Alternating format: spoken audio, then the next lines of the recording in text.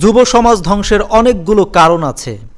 তার মধ্যে the biggest reason is, সবচেয়ে বড় কারণ হলো mobile phone, I mean smartphone. Smartphone হচ্ছে এমন এক জিনিস যার মাধ্যমে মানুষ সফল হতে পারে, আবার ব্যর্থও হতে পারে। বলা হয়েছে your smartphone can make you, your smartphone can break you.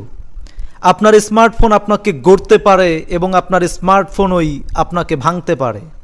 It depends আপনি এটাকে কিভাবে কী কাজে ইউজ করছেন। এজন্য বলা হয়েছে আপনি যদি আপনার মোবাইল ফোনকে কন্ট্রোল করতে না পারেন, তাহলে এই মোবাইল ফোনই আপনার মনকে কন্ট্রোল করবে।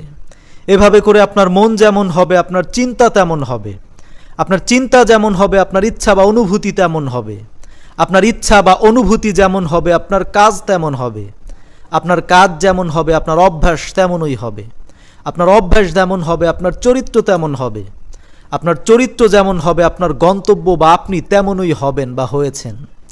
তাহলে আমরা বুঝলাম আপনি যদি আপনার মোবাইল ফোনকে কন্ট্রোল করতে না পারেন, তাহলে এই মোবাইল ফোনই আপনাকে কন্ট্রোল করবে।